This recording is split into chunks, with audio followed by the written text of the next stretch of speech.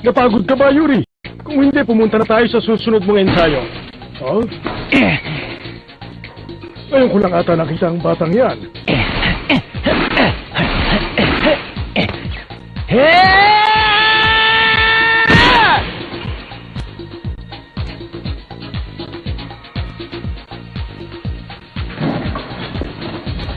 Ano sa palagay mo, Yuri Tchaikovsky?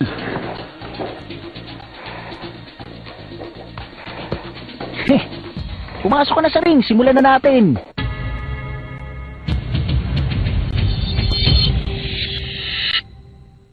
Lakas naman ng loob Talo yan. yan kay Yuri. Yabang kasi. Ano ba yan? Hoy bata, baka hindi mo alam kung ano ang pinapasok mo. Si Tchaikovsky ang world heavyweight. Boxing champion? Huh? Oo, alam ko at wala akong pakialam. Bakit? Ayaw mo bang makalaban ng isang kapantay mo? Magaling kang sumuntok. Malakas, pero hamunin mo na lang uli sa pagkalipas ng 5 taon. Yuri, tapos ng pagpapasikat niya. Pumunta na tayo sa susunod mong ensayo.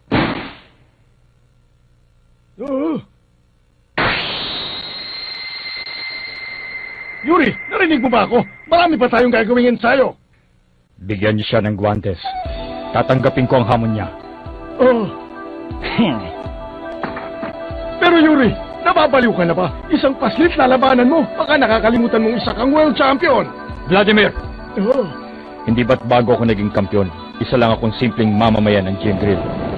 At wala sa marangal na kasaysayan ng Gym Grill ang nagsasabing umurong kami sa anumang digmaan, kahit malakas pa ang bansang kalaban.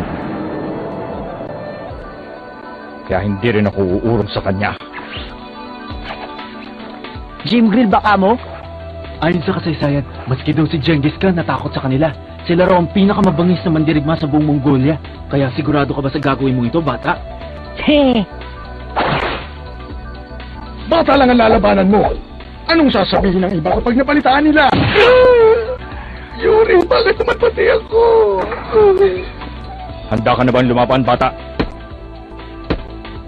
Handa na ako, Mr. Champion. Bago ang lahat, ano pangalan mo? Ako si Baki. Fuma Baki. Kung ganon, simulan na natin. Matira matibay. Pambihira, sinong magkakalang isang world champion na makakalaban ko?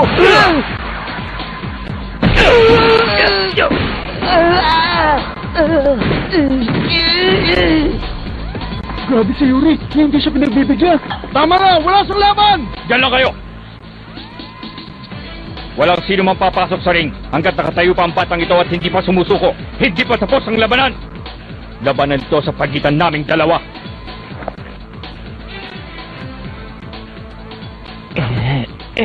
Kaya ko to.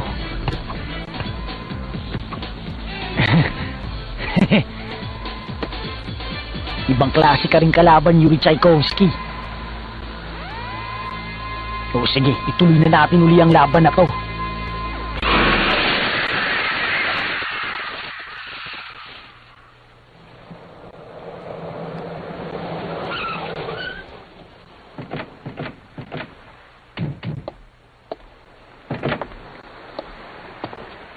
Ba't niyo ako dinala rito? Para maging saksi. Saksi saan? Samantalang gusto ko lang naman makilala ang kasalukuyang pinuno ng Hanayama Kinye. Mr. Nikukawa, baka kasi magduda ka sa kakayahan ng pinuno ng ikalawang henerasyon ng Hanayama Kinye dahil sa 15 anyos lang siya. Gusto namin makita mo ang pangis niya. Nang sa ganon, wala ka ng tanong kapag umabot na tayo sa negosasyon. Iba na ang palakad ng labanan sa pagitan ng dalawang magkaribal na grupo. Pumipili ng isang tauhan ng bawat isang grupo para lumaban sa kabila. Yun ang sistema ngayon. Epektibo naman kahit paano. At si Mr. Hanayama? Huwag kayo maglala. Darating na lang siya dito. Siya naman lagi ang kinatawan ng Hanayama Kinye.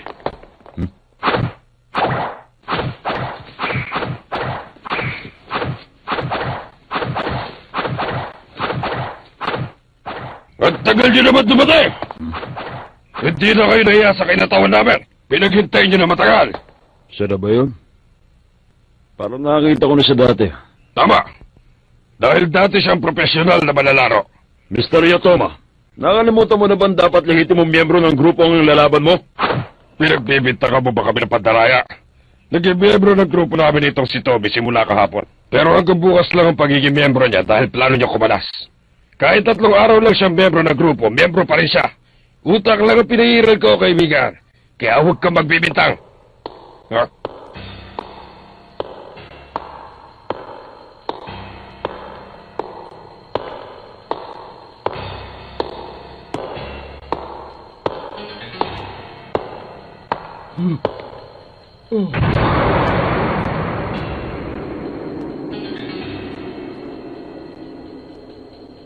Master Hanayama, nagdala po sila ng dayuhan. Ang higanteng to, 15 anyos lang. Siya si Hanayama Sura? Kumusta, Hanayama? Masyado na malaki ang gulo sa pagitan ng mga grupo natin. Kailangan na itong ayusin sa lalo madaling panahon. Gusto mo ba munang malaman kung suswertein ka sa labanan ngayon? Eto, pumili ka na isa. Huwag mo siyang binabastos siya, Toma. Sandali lang, isang piraso lang kunin mo. Bitiwan mo mga para ako!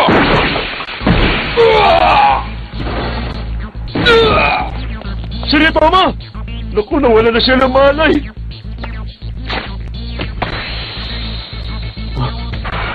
Uno lang ang natanggal. Grabe ang kontrol niya sa pambihira niyang lakas. Tommy, bahala ka na dyan!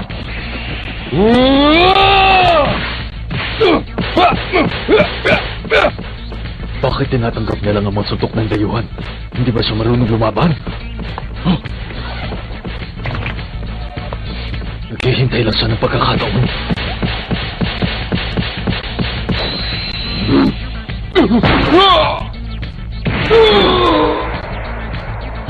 Lumalaban na si Hanayama at ibang klase siyang gumante. Saan galing ang tibay ng katawan niya? Pampihira.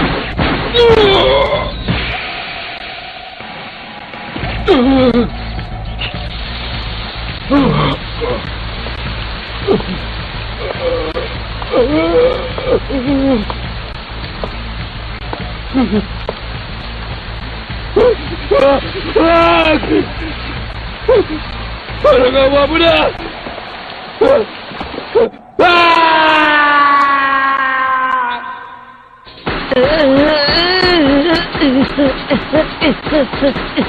Malakas ang loob ng batang ito. Buong tapang niya akong hinaharang, pero hindi niya ako matatalo.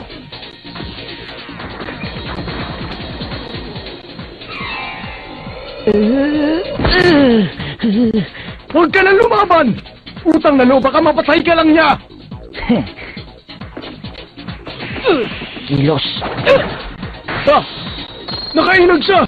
Paano niya nagawa yun? Kailangan kumilos lang ako ng kumilos. Hindi ako pwedeng huminto kahit sandali.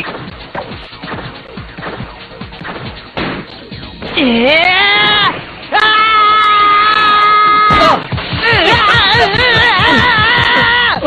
Imposible!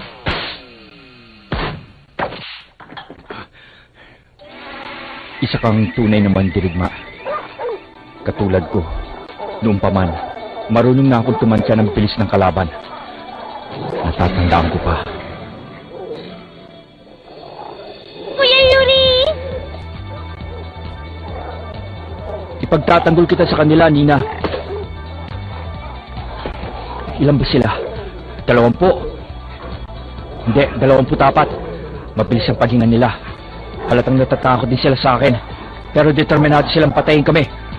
Hindi ako papayag.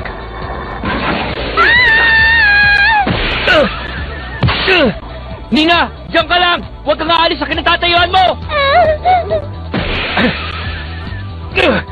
Kaya kong manalo. Hindi sila makakalapas sa mga suntok ko.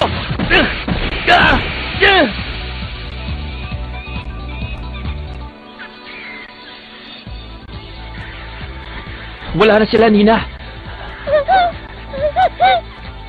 Sa palagay mo, masarap kayong ulamin ng karne ng lobo?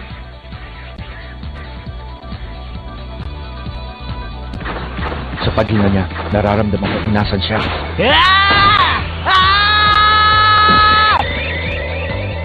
Huli ka ngayon.